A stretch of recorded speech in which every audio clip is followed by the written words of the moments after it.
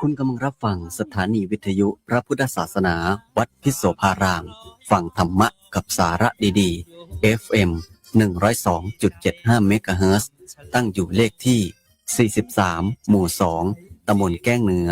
อำเภอเขมราชจังหวัดอุบลราชธานีรหัสไปรษณีย์34170หมายเลขโทรศัพท์092 909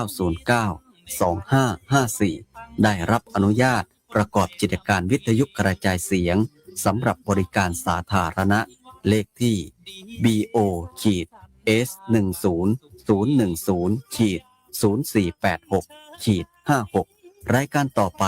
ขอเชิญท่านผู้ฟังรับฟังรายการบอกข่าวชาวพุทธดำเนินรายการโดยพระครูเกษมพิษโสพลขอเชิญท่านผู้ฟังรับฟังได้แล้วครับสถานีพระพุทธศาสนาฝากเพลงลอยมายำชาวพุทธสร้างบุญธรรมะจะติด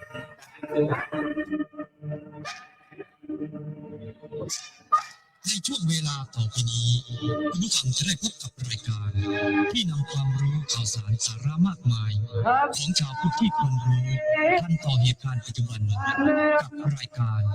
บอกข่าวชาวพุทธดำเนินรายการโดยพระครูเกษมพิษโสพลขอเชิญคุณผู้ฟังรับฟังได้แล้วครับวัดจะดีมีหลักฐานเพราะบ้านช่วยบ้านจะสวยเพราะมีวัดดัดนิสัย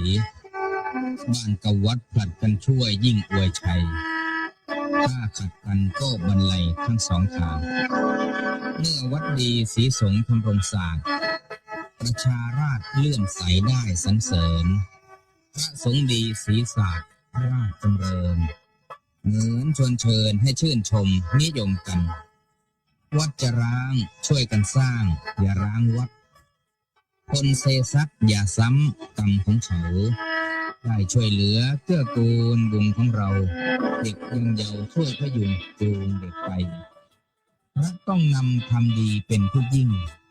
โยมต้องวิ่งตามด้วยช่วยศึกษาพระและโยมร่วมช่วยกันพัฒนาศาสนาช่วยคนชาติพ้นภัย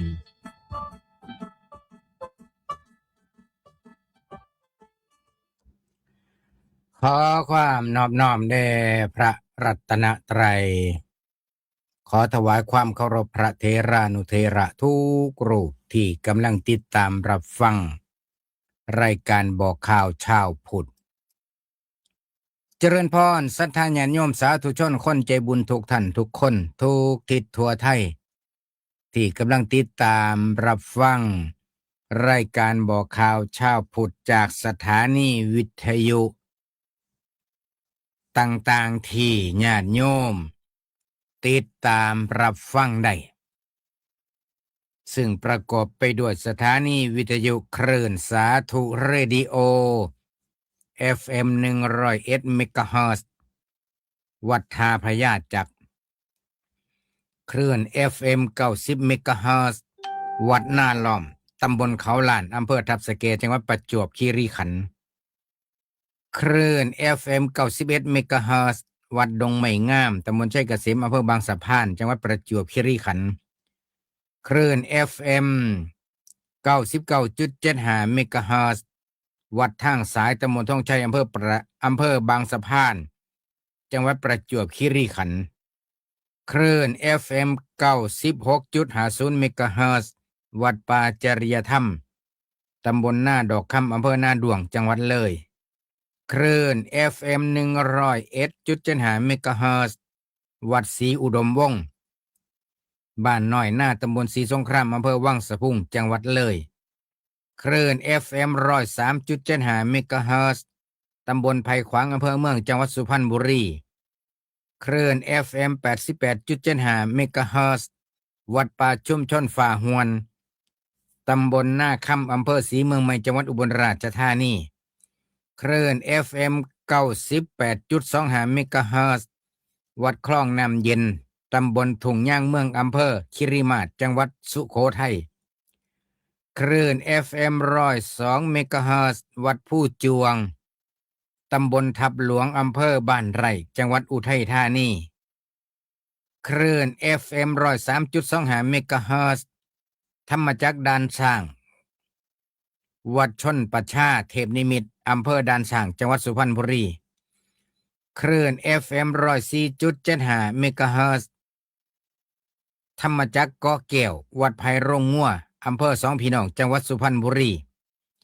คลื่น FM 91.75 เมกะเฮิรตซ์ธรรมจักรดอนตะเพ็ดวัดพุทธบูชาอำเภอพนมทวนจังหวัดสุพรรณบุรีขออภัยจังหวัดกาญจนบุรีและคลื่น FM 89.75 เมกะเฮิรตซ์วัดประดา7รั่งตำบลหนองหลวงอำเภอล้านกระบือจังหวัดกำแพงเพชรที่ลิงก์สัญญาณรายการบอกข่าวเช้าพุธไปออกอากาศอยู่ในเวลานี้ขออนุโมทนาบุญนำผู้อำนวยการสถานีวิทยุทุกท่านทุกรูปตลอดจนถึงเจ้าหน้าที่ผู้ควบคุมระบบเสียงไปออกอากาศเป็นบุญเป็นกุศลที่เปิดโอกาสให้ศรัทธาญาติโยมเปิดโอกาสให้ผู้ฟังแต่ละท่านแต่ละคนได้มีโอกาสได้ฟังเสียงธรรมมีหลากหลายรสชาติก็ขอให้ศรัทธาญาติโยมแต่ละท่านแต่ละคนได้อยู่ดีไม่แห้งสุขภาพร่างกายแข็งแรงมีกำลังจิตกำลังใจต่อสู่ในการดำเนินวิถีชีวิตสืบต่อไปสำหรับมื้อนี้ต้องขออนุโมทนาบุญกับเจ้าภาพเจ้าศรัทธาที่ร่วมด้วยช่วยกันมื้อวานนี้ก็มีคุณเมจำเนียนทนงบ้านเก่งเหนือมาบำรุงสถานีวิทยุเป็นปัจจัย100 บาทแม่สมภารมังคลพลังบ้านเก่งเหนืออันนี้มาถวายบาทออมบุญ1 บาทยังบ่ทันได้นับโยมว่ามีจักร้อย เงินเหรียญเต็มบาทนี่โอ้ย่อบ่แกนพุ่นเด้คันได้นำนี่โตเลขที่ออกก็จังสิมาเว้าให้ฟังทีหลังก็ขอโมทนาบุญสำหรับมื้อนี้ก็มีคุณแม่ท้องธรรมวงศ์บ้านโนนหินแร่แต่ความจริงตัวตนแม่ท้องธรรมวงศ์นี่ณปัจจุบันนี้ไปอยู่น้ำลูกน้ำหลาน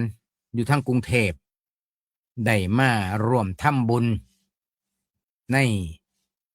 มื้อนี้โอนปัจจัยมาทำบุญเป็นปัจจัย10,000 บาทเพิ่นบอกว่ามาซอยค่าไฟสถานีก็ขอโมทนาสาธุการเด้อและก็มีนางสาวอารันดำบันจากจังหวัดตรังป้าโทรมาแต่ไกลมาร่วมทำบุญ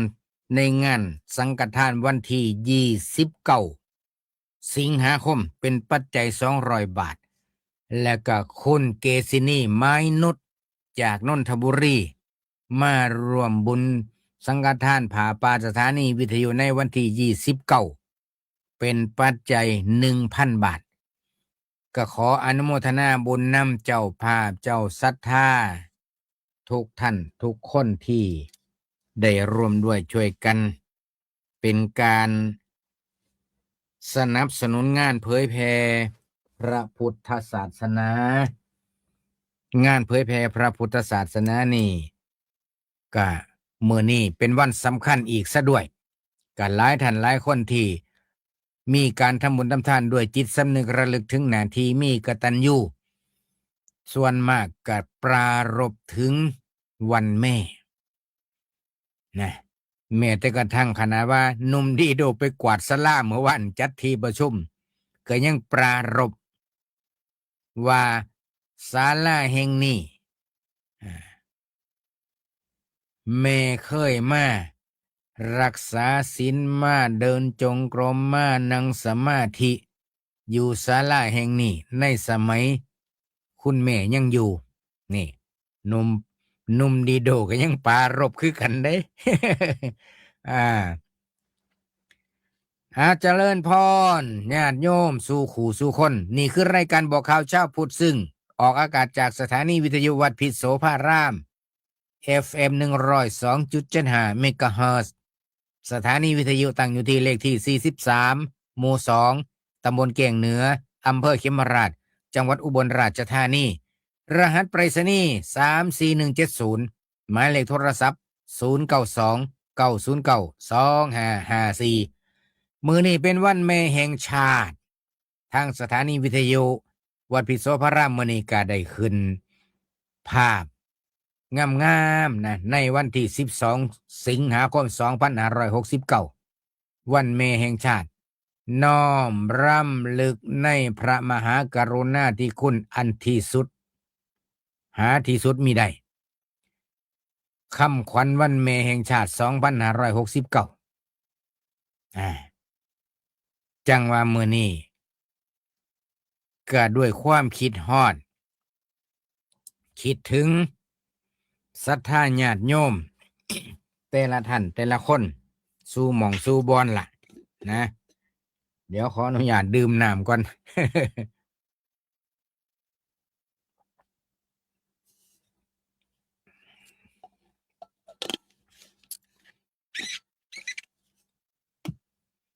อาตมามีเพื่อนสหธรรมิกเขียนหนังสือไว้ให้เพื่อนสหธรรมิกนี่เอิ้นว่าเป็นเพื่อนสหธรรมิกรุ่นน้องเพิ่นได้เขียนหนังสือไว้มาฝากอาตมาว่าเอาไว้ให้พระอาจารย์เอาไว้เผยแผ่เพิ่นว่าจังซั่นเพิ่นเขียนไว้ให้นะนามปากกาเพิ่นว่ารอรู้วงเพิ่นเขียนไว้ว่าจังสี่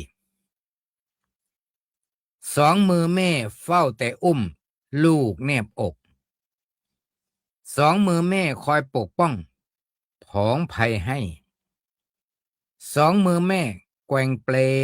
เฮกล่อมไกวสองมือใช้กอดรับซับน้ำตาสองมือแม่ให้แต่นมและอาหารสองมือท่านชี้ผิดถูกให้ลูกหนาสองมือแม่ปราณีชั่วชีวาลูกบูชาพระคุณแม่มากแท้จริงพระอาจารย์รอรู้วงเพิ่นได้เขียนไว้ในสมัยเพิ่นมาฝึกปฏิบัติกรรมฐานอยู่วัดพิษโสพารามหลายพรรษาเป็นสัทธิวิหาริกของพระเดชพระคุณหลวงพ่อเจ้าคุณอดีตเจ้าอาวาสวัดพิษโสภารามเพิ่นได้เขียนไว้ให้ ณ ปัจจุบันนี้พระอาจารย์เพิ่นก็มรณภาพไปหลายปีแล้วอาศรัทธาญาติโยมสาธุชนทุกท่านมื้อนี้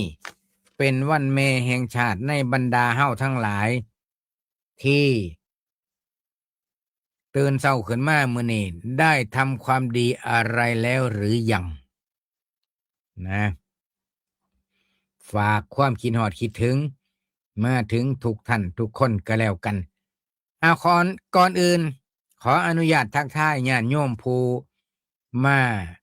เป็นกำลังใจที่หน้าจอมื้อนี้ก็เจริญพรคุณนวลศรีจากอังกฤษ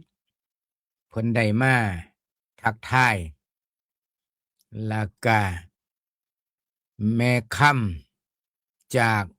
เยอรมันที่ติดตามรับฟังมื้อนี้เพิ่นว่าสุขสันต์วันแม่เจ้าค่ะ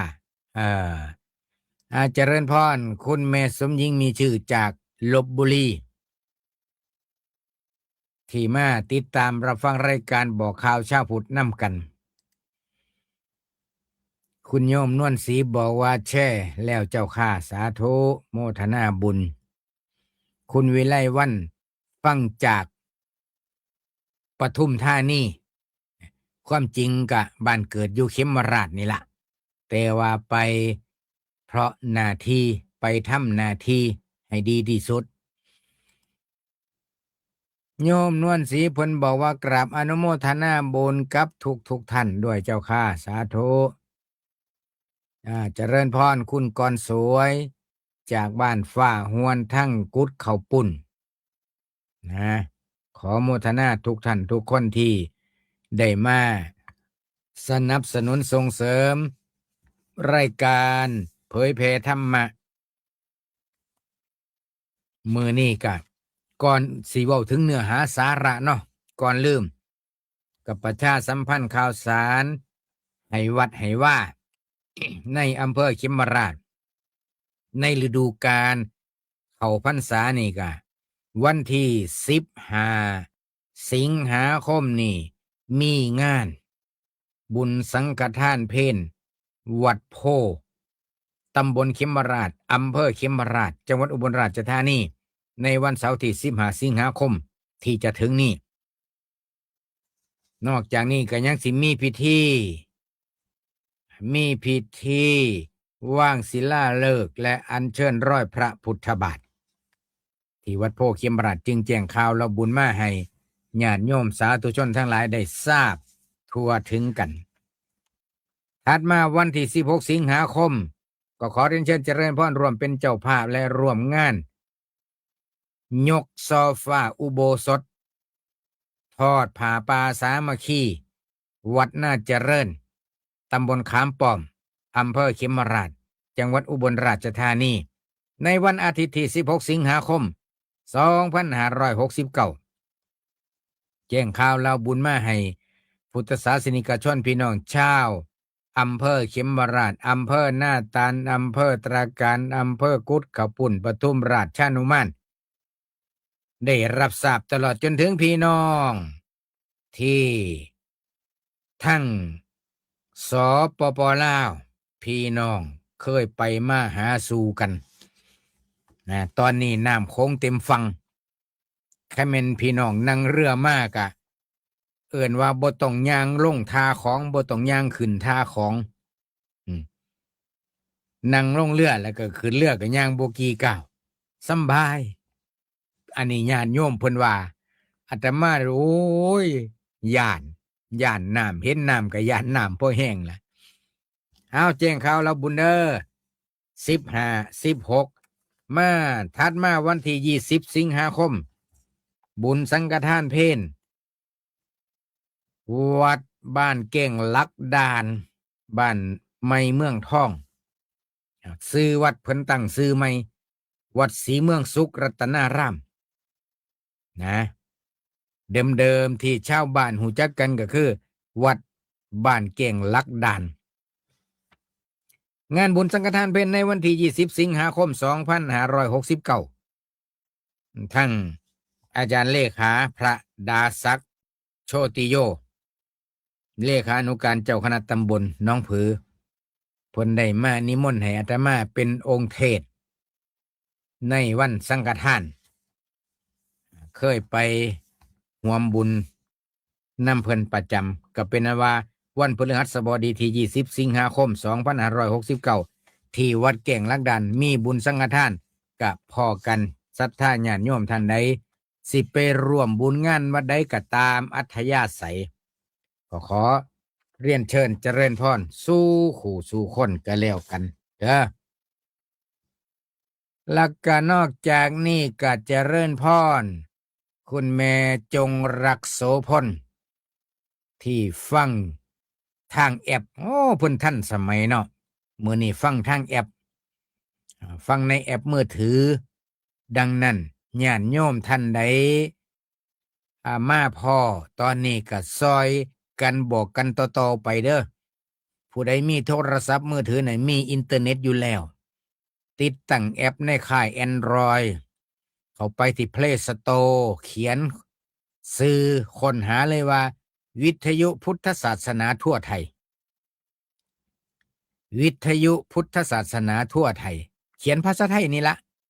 แล้วเฮาก็สิเห็นซื้อแอปนี่ก็มือจิ้มเข้าไป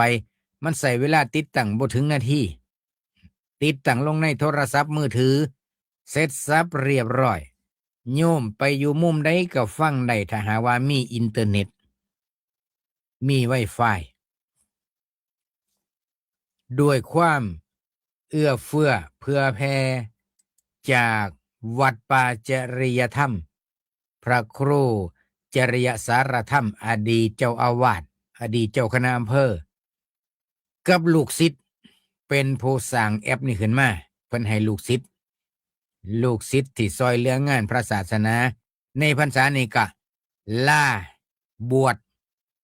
ล่าบวชเป็นพระภิกษุในพุทธศาสนา แต่บ่ล่างานยังเฮ็ดคือเก่า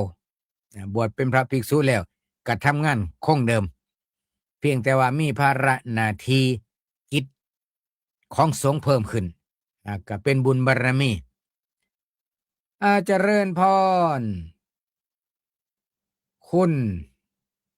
คุณคุณหยังน้อนี่เนาะคุณเต้าอ้วน สื่ออ้าวคุณเต้าอ้วนอ่านตามอักขระพยัญชนะที่เพิ่นเขียนมาเพิ่นว่าน้อมกราบสาธุเจ้าค่ะรับชมรับฟังอยู่บ้านป่าวอนกุดข้าวปุ้นอ๋ออยู่กุดข้าวปุ้นกะอยู่บ่ไกลฟังวิทยุเปิดแต๊บขึ้นกระดังโอกทันทีเลย ขอโมทนาสาธุการขอบใจหลายๆเจริญพรคุณกัญญาภักพูนสวัสดิ์จากอำเภอบางสะพานจังหวัดประจวบคีรีขันธ์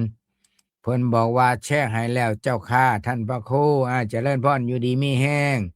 สาธุหลายๆแล้วก็คุณแม่สำราญธนสารกุลกราบนมัสการเจ้าค่าน้อมกราบสาธุเจ้าค่า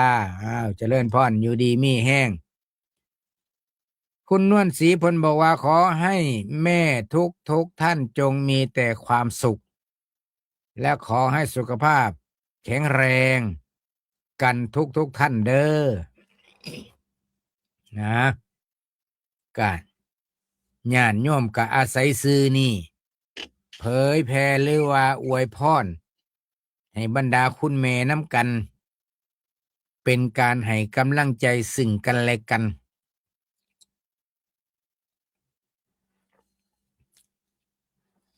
คุณแม่นี่มีบุญอันใหญ่อันหลวงที่ได้เลี้ยงดูลูกให้เจริญเติบโตเพื่อลูกสิใหญ่เป็นเฒ่าเป็นนางโอ้ยทุกข์หลายลำบากหลายเจริญพรคุณแม่สำลีเราเมืองกลางจากอำเภอหน้าตาลคือสิอยู่ไกลแม่น้ำโขงอยู่ดอกเนาะ คือสิบ่มีผลกระทบเพราะว่าอยู่ไกลฟังอยู่ไกลตะลิงคงสิบ่มีปัญหาแต่บางหม่องบางบอนบางบ้านที่อยู่ที่ลุ่มที่ต่ำน้ำโขงหนุนขึ้นมากะน้ำท่วมให้ท่วมหน้าอาตมาก็เคยไปยามอยู่เคยไปยามไม่ออกผู้เพิ่นน้ำท่วมให้ท่วมหน้าโอ้ยไปเห็นแล้วอีต้นศาสตร์กลับเข้ามาถึงวันเมทุกท่านทุกคนที่มีหัวอกเป็นเมหรือหลายท่านหลายคนมีหัวอกทั้งสองอย่างมีสองตำแหน่งหนึ่งเป็นคุณแม่สองเป็นคุณลูกหลายท่านหลายคนก็ควบสองตำแหน่งนั่นล่ะถึงจังใดก็ตามคนเฮาถ้าหากว่ามีโอกาสมือจังสี่ปรารภจังสี่ล่ะญาติโยมอย่างวันแม่แห่งชาติอีกสักมือใดมือหนึ่งให้เฮาเจ้าข่อยก็สิถึงวาระสุดท้ายในประวัติศาสตร์ของประเทศไทยคือกันเพราะว่าสักมือหนึ่งให้เฮาทั้งหลายสิได้เป็นผู้ไปไสล่ะไปทรงแม่ฝ่าหลวงหรือว่าแม่ของชาติไปสวรรค์เพิ่นสิมีงานพระราชทานเพลิงศพกับประมาณปลายปีนี่ละพุทธศาสนิกชนคนไทยทั้งประเทศก็สิได้เดินทางไปถึงจุดนั้นไว้อาลัยเป็นการไว้อาลัยเป็นครั้งสุดท้ายในประวัติศาสตร์ของประเทศไทยซึ่งเฮาบ่อยากให้มันมีบ่อยากให้ เวลานั้นมาถึงแต่ว่ามันก็เป็นไปตามกาลเวลาตามธรรมชาติเพราะฉะนั้นหลายๆหม่องอย่างเช่นวัดเขาพระเพิ่นก็มีการจัดโครงการร่วมบวชเนกขัมมบารมีปฏิบัติธรรมตามแนวสติปัฏฐานสี่เพื่อถวายเป็นพระราชกุศลแด่พระบาทสมเด็จพระนางเจ้าสิริกิติ์พระบรมราชินีนาถพระบรมราชชนนีพันปีหลวงระหว่างวันที่7 สิงหาคมไปจนถึงวันที่15 สิงหาคมนี่เป็นคอร์สเฉพาะวัดเขาพระตำบลทับข้างอำเภอเขาย่อยจังหวัดเพชรบุรีนอกจากนี้ก็มีทุกภาคส่วนญาติโยม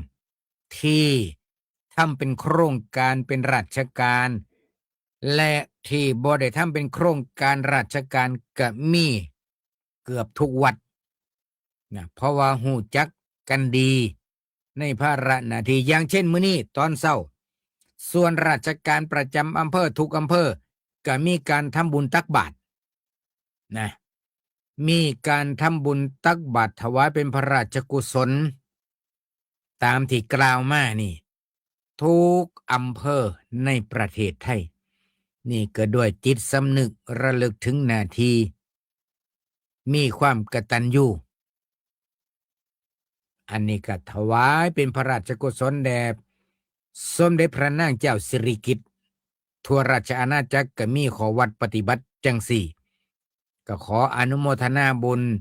ศรัทธาญาติโยมนอกนั้นทั่วๆไปก็ไปทำบุญอยู่ที่วัดใกล้บ้านวัดใกล้บ้านทุกวัดก็มีการทำบุญทำทานถวายเป็นพระราชกุศลในวัดว่าอารามทุกแห่งในเช้ามื้อนี้ที่ผ่านมาดังนั้นก็ขอให้ศรัทธาญาติโยมสาธุชนทุกท่านได้สำนึกอยู่เสมอว่าในฐานะว่าเฮาเป็นประสบนิกรชาวไทยในฐานะว่าเฮาเป็นลูกของคุณแม่เฮาบ่เอาแต่เฉพาะมื้อนี้มื้อเดียวเฮ็ดจังไดลูกทุกคนจังสิมีจิตสำนึกมีจิตสำนึกอยู่ทุกวันบ่แม่นว่าสิมาสำนึกเฉพาะวันที่14 สิงหาปีละ1 ครั้งบ่แม่นก็ขอให้ทุกท่านทุกคนมีจิตสำนึกทุกวันและสิเป็นเรื่องดีโดยเฉพาะผู้ที่ยังมีคุณแม่อยู่ด้วยทุกเช้าทุกเพลทุกเย็นทุกค่ำทุกคืนตื่นขึ้นมากะยังอยู่ใกล้แม่มีโอกาสได้ถวายมีโอกาสได้อุปถัมภ์ค้ำจุนเทิดทูนบูชาสิ่งใดดีทั้งกายทั้งวาจาทั้งใจก็ทำไปให้เป็นเรื่องดีบางท่านบางคนบ่เคยกอดแม่บ่ได้เขินแปลกเนาะโยมเนาะคนเฮานี่ก็แปลกแต่ยังน้อยสมัยดื่มนมอยู่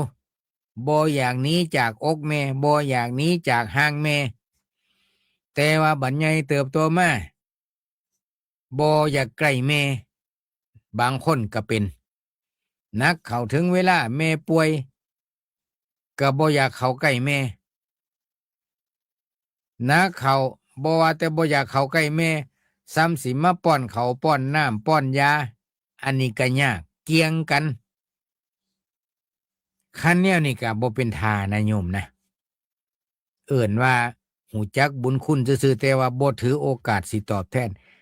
มีโอกาสสิตอบแทนอยู่ต่อหน้าแท้ๆยังบ่เฮ็ดก็มีบางคนดังนั้นการตอบบุญแทนคุณแม่บ่จำเป็นว่าต้องเริ่มต้นด้วยเรื่องใหญ่เรื่องโตแค่ว่าขอให้คิดดีพูดดีทำสิ่งที่ดีมาพบหน้าค่าตายามเวลาสำคัญยามแม่บ่สบายเจ็บเป็นเอ็นอุ่นบ่มีหยังหลายก็มาถามข่าว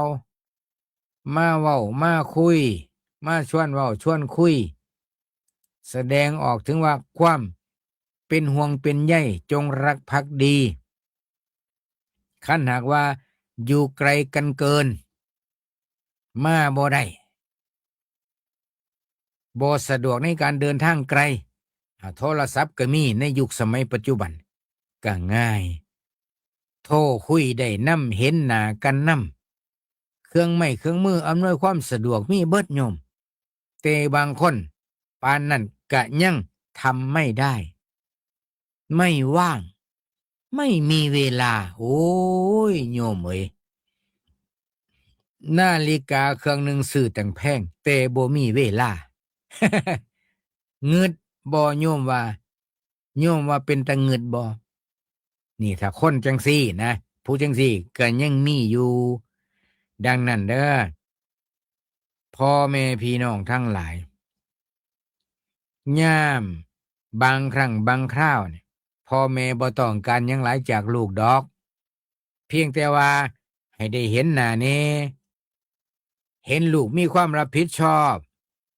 เห็นลูกบ่หลงไปในทางอบายเห็นลูกบ่สร้างความเดือดร้อนให้ครอบครัวเห็นลูกเป็นคนมีน้ำจิตน้ำใจต่อคนอื่น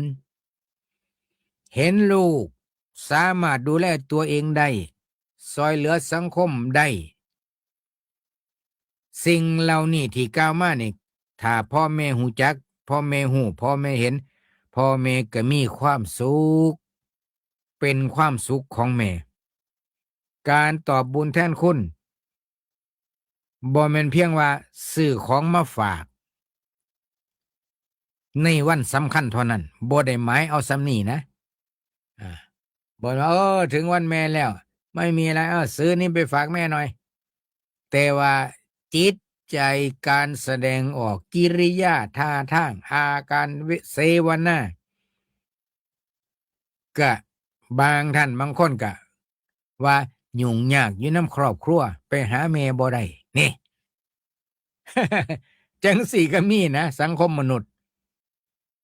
มันบ่กำกึ่งกันนะโยมแต่ว่ายุ่งยากอยู่น้ำครอบครัวคันผู้ชายก็ยุ่งยากอยู่น้ำลูกน้ำเมียคันผู้หญิงก็ยุ่งยากอยู่น้ำลูกน้ำผัวแต่ว่าบ่มีเวลาให้แม่อันนี้ก็เงึดนะโยมอาตมาก็เงึดคือกันมันขึ้นกับว่าเฮาบ่มีการวางแผนบ่หรือว่าแนวใดเพราะฉะนั้นก็สิมาเว้าให้ฟังว่าแม่กับหลักธรรมเรื่องกตัญญูนี่ให้ญาติโยมฟังว่าความกตัญญูเป็นคุณธรรมที่เฮ็ดให้คนหูจักคุณค่าของสิ่งของตนหูจักคุณค่าของคนที่กตัญญูเฮาบ่ได้คิดว่าแม่ทำหน้าที่ของแม่อยู่แล้วแม่เป็นแม่ทำหน้าที่ของแม่อยู่แล้วเฮาบ่ได้มาคิดเอาซำนี้นะคิดเอาซำนี้แสดงว่าเฮายังบ่มีจิตสำนึกในหน้าที่บ่มีจิตสำนึกบ่ได้ระลึกถึงหน้าที่ของตนก็เลยไปเหมาเอาซะแม่ก็ไปทำหน้าที่ของแม่อยู่แล้วบ่ไปตอบบุญแทนคุณก็ได้คันลูกบ่มีจิตสำนึกแต่อย่าลืมว่าลูกนี่บ่ได้เกิดมาจากโกนไม้ไผ่บ่ได้เกิดมาจากโพรงไม้ดูบ่ได้เกิดมาจากโพรงไม่ยุ่ง เออนะเฮาเกิดมาจากคันมารดาต้องอาศัยมารดาเนี่ยคันมารดาบ่มีคุณธรรมเฮาบ่ได้ลืมตาอ้าปากมาเบิ่งโลกมนุษย์บ่ได้เห็นโลกใบนี้แน่นอนโยมถ้าคนผู้เป็นแม่บ่ได้เป็นแม่นะสิเป็นหยังก็บ่จักล่ะแต่ว่าบ่เป็นแม่ก็สิจัดการออกไปซะขี้คร้านเลี้ยงยุ่งยากบ่มีเงินบ่มีทุนสิเลี้ยงพู้นนั่นเห็นบ่คันผู้บ่เป็นแม่นะก็ทำผิดศีลผิดธรรมผิดกฎหมาย เทิงโตเทิงเต็งนะโยมผิดศีลผิดกฎหมายนี่เขาเอ่นว่าภาษาไฮโลเขาเอ่นว่าเทิงโตเทิงเต็งกฎหมายก็ผิดศีลธรรมก็ผิดนี่คือผู้บ่เป็นแม่ในเมื่อว่ามีอีหยังเกิดขึ้นในอุทธรณ์ก็กำจัดออกไปโดยที่บ่ได้คิดหยังมากบ่ได้คิดหยังหลายอ้างอย่างเดียวว่าบ่มีเงินเลี้ยงยุ่งยากเศรษฐกิจบ่ดีพูนนี่คือผู้บ่เป็นแม่นะแต่สำหรับผู้เป็นแม่โอ้โหคำบ่ได้ยืนคืนบ่ได้อยู่ต้องทนุถนอมตั้งแต่หูว่ามีลูกมาอาศัยอยู่ในครรภ์ก็ซอยกันดูแลรักษาพ่อผู้เป็นพ่อก็มีจิตสำนึกดูแลซอยกันกับแม่แล้วก็ให้กำลังใจแม่ดูแลถึงแม่ถึงลูกผู้เป็นพ่อก็ได้ถ้าหากว่าลูกคนใดสิมาคิดเหมาเข่งเอาง่ายๆแบบบ่ได้คิดมากสิมาคิดเอาโอ้ยแม่ก็ทำหน้าที่แม่อยู่แล้วมันหน้าที่ของเพิ่นอยู่แล้วเพิ่นจะต้องรับผิดชอบคิดเอาซะนี่แสดงว่าคนผู้นั้นบ่ได้มีจิตสำนึกบ่ได้ระลึกถึงหน้าที่บ่มีความกตัญญูคำว่าหิริโอตตัปปะอายชั่วกลัวบาปนี่มันบ่มีในใจเลยนะสิไปอ้างแต่ว่ามันเป็นหน้าที่ของพ่อของแม่เพิ่นก็ต้องรับผิดชอบในเมื่อเพิ่นสร้างเฮาขึ้นมาไปคิดอันแนวนี้เขาบ่นับโยมนี่นะคือคนมิจฉาทิฐิจิตใจขาดคุณธรรมบ่มีความกตัญญูถัดมา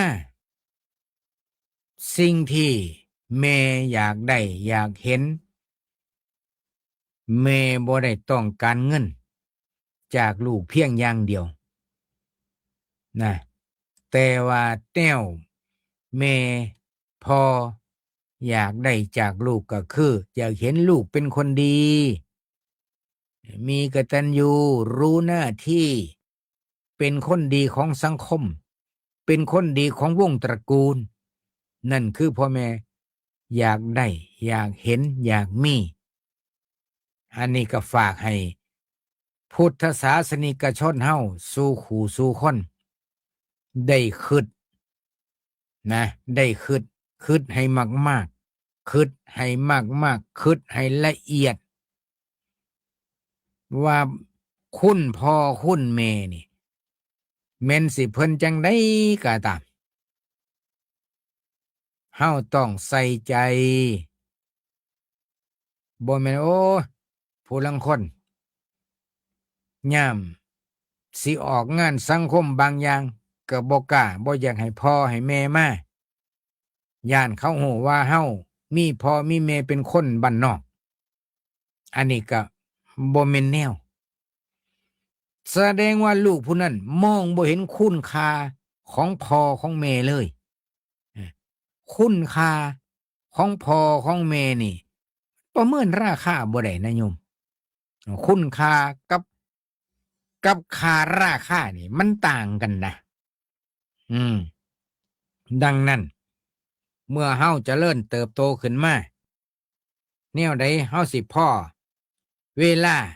เอาใจใส่คุณแม่นี่มีเวลาให้บ่แม่นว่าเฮาสิอ้างแต่ว่าเฮาอยู่ไกลเอามอบให้ผู้อยู่ใกล้นั่นล่ะเป็นผู้เบิ่งผู้แย่งผู้อยู่ไกลก็สิบ่คิดนี่บ่ในฐานะเป็นลูกของแม่คือกันอยู่ไกลนั่นล่ะเฮายิ่งใส่ใจถึงสมควรละบ่เวลาใดควรที่จะพาครอบครัวมาหาพ่อหาแม่นี่อาตมาเคยบอกลูกบอกหลานบ่ต้องรอวันสำคัญดอกลูกอาตมาถือว่าเป็นลูกบุญธรรมเมื่อได้เลื่อนยศได้เลื่อนตำแหน่งอาตมาก็เลยมือควักมาเลยมานี่ลูกมานี่พากันมานี่2 คู่นะ 2 คู่เมื่อได้เลื่อนยศได้เลื่อนตำแหน่งแล้วบ่จำเป็นต้องไปกินเลี้ยงฉลองสวนเซเฮห้าปาร์ตี้ดอกอาตมาว่าให้พากันกลับบ้านไปหาพ่อหาแม่ได้ลูกเด้อให้เมื่อกราบคุณพ่อคุณแม่ไปกินข้าวแลงกับเพิ่นนอนเฮือนจะคืนหนึ่งคันบ่มีเวลายากเวียกยากงานหน้าที่ในงานราชการก็ให้พากันบริหารจัดการเวลาว่าซ้ำนี่ระยะทางซ้ำนี่เฮาสามารถสิไปเช้าเย็นกลับได้บ่ถ้าไปเช้าเย็นกลับบ่ได้เฮาก็ไปซะทีละเช่นเย็นวันศุกร์เราก็เดินทางไปถึงพ่อถึงแม่ไปกินข้าวหวมผ้าไปกินปลาหวมถั่วไปกินกล้วยหวมหวีกับคุณพ่อคุณแม่ไปกราบเฒ่าเพิ่นรายงานเพิ่นว่าได้เลื่อนขั้นเลื่อนยศจังเสียงสิได้แม่เด้อให้เพิ่นได้ภาคภูมิใจในโตวลูกอาตมาแนะนำคันมันไกลก็นอนจะคืนหนึ่งเพื่อว่าเฮาสิได้เดินทางปลอดภัยคันอยู่ใกล้พ่อไปเช้าเย็นกลับได้เฮาก็ไปเช้าเย็นกลับแล้วแต่เหตุการณ์ก็ปรากฏว่าลูกปฏิบัติตามอาตมาก็เป็นผู้อยู่เบื้องหลังมีความภาคภูมิใจนำเขาว่าเขาได้ทำหน้าที่ที่สำคัญบางคนได้เลื่อนยศได้เลื่อนตำแหน่งก็หลงหมู่หลงพวกจนลืมพ่อลืมแม่นี่นะหลงในสังคมหลงในการความยกย่องสรรเสริญเยินย่อแต่ลืมพ่อลืมแม่นี่ก็บ่เจริญนะเพราะฉะนั้นในวันแม่มื้อนี้ก็ขอฝากเป็นข้อคิดเตือนจิตสะกิดใจให้แต่ละท่านแต่ละคนได้พิจารณาว่าสังขารร่างกายภาระหน้าที่การงานที่เฮามีเฮาได้มาจากไสแม้แต่กระทั่งว่าภาระหน้าที่ตำแหน่งได้นี่ก็ได้มาจากพ่อจากแม่พ่อแม่เป็นผู้ทรงตั้งแต่พูนพ่อเข้าโรงเรียนพ่อแม่ก็ไปส่งเข้าโรงเรียนเมื่อเข้าโรงเรียนแล้วก็ขึ้นชั้นประถมแล้วก็ขึ้นชั้นมัธยมต้นมัธยมปลายพ่อแม่ก็เชียร์ให้กำลังใจลูกพ่อจบมัธยมปลายแล้วก็สิเข้าระดับมหาลัยพ่อแม่ก็เป็นภาระธุระไปสมัครสอบพาไปสมัครสอบบ่มีญาติบ่มีพี่น้องก็ต้องพักโรงแรมพ่อแม่ก็ยอมใส่ยอมจ่ายรับผิดรับชอบเบิดทุกอย่างเพื่อลูกจนฮู้ว่าลูกสอบเข้าในระดับอุดมศึกษาคือมหาวิทยาลัยได้พ่อแม่ก็ถอนลมหายใจอย่างหนักเลยมีแห้งเด้บัดนี้คือสอบเขาได้แล้วส่งลูกไปหอพักนักศึกษาเรียบร้อยแล้วพ่อก็สบายใจแม่ก็สบายใจอยู่ทันมาลูกเรียนจบพ่อแม่ก็มีแห้งเด้ลูกข่อยเรียนจบแล้วถอนใจยาวๆอีกเที่ยวหนึ่งในช่วงระยะลูกสิเรียนจบนี่โยมเหมือนกี่ปีบางคน4 ปีบางคน6 ปีแล้วแต่พ่อแม่นี่เฮ็ดจังได๋สิเที่ยวหาลูกได้รถบ่มีต้องหารถยนต์ประจำตำแหน่งไว้เพื่อสิเที่ยวไปหาลูกสิเที่ยวไปเยี่ยมลูกบางคนไปทุกสัปดาห์บางคนไปทุกเดือนจนกว่าลูกสิเรียนจบลูกเรียนจบแล้ว เพื่อสิสอบบรรจุได้ทำการทำงานเป็นครูพ่อแม่ก็ลุ้นอีกเมื่อได้ทำหน้าที่การงานแล้วมีครูห้องแล้วพ่อแม่ก็สิรับบทหนักได้บาดนี่พ่อแม่ก็รับเลี้ยงหลานต่ออีกบาดนี่ นี่รับฉากนักพ่อกับแม่นี่กว่าหลานสิโตแต่ละคนบางคนเลี้ยงหลานผู้หนึ่งบางคนเลี้ยงหลาน2 คนบางคนเลี้ยงหลาน3 คนบางคนเลี้ยงหลานเป็น10โอ้โหอันนี้คือมันมีในสังคมทั่วไปโยมบ่ได้เป็นเฉพาะว่าในชุมชนหมู่บ้านใดหมู่บ้านหนึ่งเด้เป็นกันทั่วไปประเทศไทยเป็นกันหมดเมื่อเลี้ยงลูกโตเลี้ยงกายเลี้ยงใจเลี้ยงทั้งการศึกษามีครอบครัวแล้วก็ถัดไปก็เลี้ยงหลานให้เขาเมื่อเลี้ยงหลานแล้วหลานใหญ่โตแล้วพ่อสิตักน้ำให้ยายกินได้แล้วเขาก็ย้ายกลับบ้านได้ มื้อเช้านี่มีโยมมาจังหันคือกันอาตมาเอิ้นเพิ่นเจพอหยังคือเอิ้นเพิ่นเจเพราะว่าเพิ่นเป็นพี่เลี้ยงอาตมาสมัยอาตมาเป็นเด็กน้อยเอิ้นเพิ่นเป็นโยมเอื้อยเพราะว่าเพิ่นเป็นพี่เลี้ยงสมัยอาตมาเป็นเด็กน้อยให้แง่ๆเพิ่นก็อุ้มสั่นโอ้ยจิมันให้เก่งเพิ่นว่าดื้อก็ดื้อเพิ่นว่ามื้อเช้านี่ก็เลยถามเพิ่นเป็นจังได๋โยมเอื้อยหลานจะคนอยู่นำเด้อนี่บ่มีไผเด้อนี่เขาคนนี้เบิดล่ะเพิ่นว่า นั่นเพื่อสิได้อยู่สบายเป็นอิสรภาพโยมบางคนนี่โจร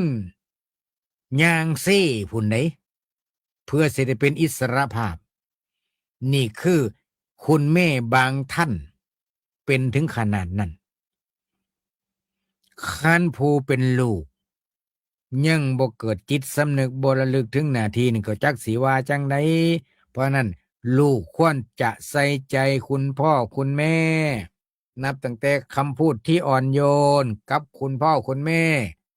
ต้องมีจิตสามัญสำนึกมีความประพฤติที่ดีงาม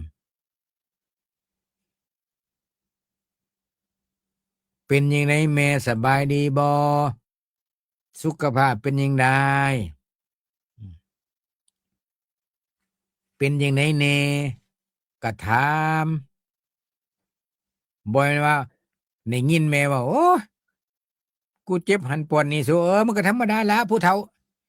คันผู้ใดเว้าแต่ได้แต่ซ้ำนี่นะก็แสดงว่าเว้าง่ายๆว่าเป็นลูกที่บ่มี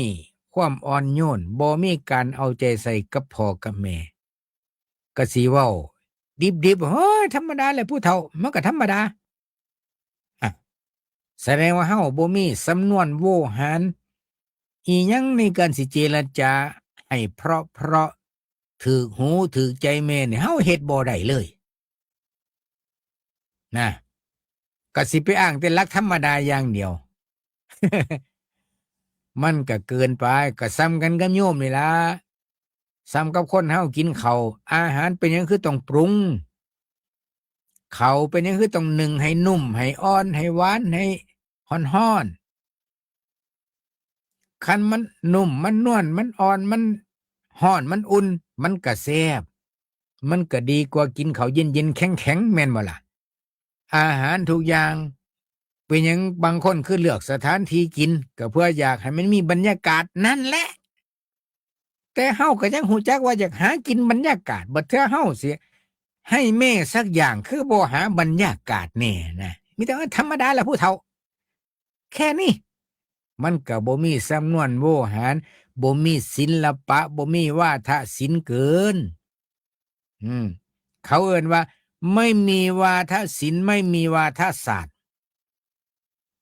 ในการเจรจาคำพูดอ่อนโยนกับพ่อกับแม่ อ้างแต่ว่าข่อยก็เป็นจังซี่แหละนิสัยข่อยก็เป็นจังซี่แหละเอาแต่แค่นี้ มันก็ได้อยู่แต่ด้วยเด็บก็ได้แบบนั้นละอืมญาติโยมเคยเห็นบ่คนเฮาเป็นหยังมันยังเกิดมาจังบ่คือกัน มีความแตกต่างกัน บางคนมีลาภมียศมีสรรเสริญมีลูกน้องมีบริวารหลาย บางคนบ่มีลูกน้องบ่มีบริวาร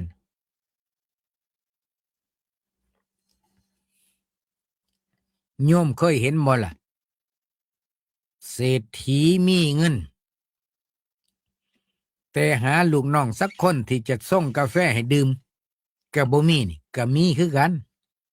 นะเอาในเมื่อยังมีแม่อยู่ก็รีบทำความดีซะญาติโยมขอให้ทุกท่านทุกคนได้ตั้งอกตั้งใจยังผู้ใดยังมีแม่อยู่ก็ขอให้ตั้งอกตั้งใจทำคุณงามความดีให้เต็มทีให้สุดอกสุดใจแล้วบ่ต้องมานั่งเสียอกเสียใจมาตีขมับทับอกว่าโอ้ยคันหูจักเนี่ยนี่เฮ็ดปฏิบัติอุปถัมภ์บถากแม่ตั้งแต่กี้ซะยังกะไข่อันนี้เฮาบ่ต้องมานั่งจมตอนแม่บ่อยู่กับเฮาแล้วบ่มีประโยชน์หยังก็ขออำนวยอวยพรให้ญาติให้โยมแต่ละท่านแต่ละคนได้เอาไปคิดพิจารณาเพื่อว่าเฮาสิได้ทำหน้าที่ของเฮาให้มันดีที่สุดสำหรับต่อไปนี้กสิภาแผ่เมตตาขอให้ทุกท่านทุกคนตั้งจิตตั้งใจเด้ออะหังสุขิโตโหมิขอให้ข้าพเจ้ามีความสุขนิทุกโขโหมิขอให้ข้าพเจ้าปราศจากความทุกข์อเวโรโหมิขอให้ข้าพเจ้าปราศจากเวรภัยอัพพยาปัชโชโหมิขอให้ข้าพเจ้าปราศจากอุปสรรคอันตรายทั้งปวงอานิโคโหมิขอให้ข้าพเจ้าปราศจากความทุกข์กายทุกข์ใจสุขีอัตตานังปริหารามิขอให้ข้าพเจ้ามีความสุขกายสุขใจรักษาตนให้พ้นจากทุกภัยทั้งสิ้นเทินผู้ใดจือได้ก็ให้เอาไปเว้าทุกวันได้โยมเด้อเอาไปใส่ในชีวิตประจำวันให้มันเกิดประโยชน์คันเฮาเอาไปใส่ในชีวิตประจำวันมันสิเกิดประโยชน์กับเฮาเปรียบเสมือนกับเฮามีร่มฝนตกเฮาก็เอาออกมากันฝนแดดมาเฮาก็เอามากันแดดเฮาก็สิได้ประโยชน์จากการมีร่มบ่แม่นว่าซื้อมาได้ร่มอย่างดีได้แค่ถือโชว์ฝนตกบ่กันมันก็เปียกฝนแดดออกก็บ่กันมันก็ร้อนแดดก็เอิ้นว่าจะถือร่มเพื่อประโยชน์อะไรชั้นใดก็ดีเฮาเป็นพุทธศาสนิกชนพระธรรมคำสอนสื่อสาร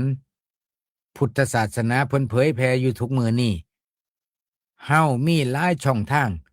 ที่ครูบาอาจารย์พระสงฆ์เพิ่นอำนวยความสะดวกให้ญาติให้โยมเพราะเพิ่นก็ฮู้จักว่าสาธุชนทั้งหลายมีภาระยุ่งยากยุ่งเหยิงหลายแนวก็อาศัยสถานีวิทยุส่งกระจายเสียงมาญาติโยมอยู่ให้อยู่หน้าอยู่บ้านอยู่เฮือนอยู่ร้านค้าร้านขายในรถยนต์ก็สามารถฟังได้ขอให้มีใจสำหรับมื้อนี้รายการบอกข่าวเช้าพุธเบิดเวลาอาตมาภาพพระครูเกษมพิษโสพลก็ขออำนวยอวยพรให้ทุกท่านทุกคนสุขกายสุขใจทุกท่านทุกคนเทินขอเจริญพร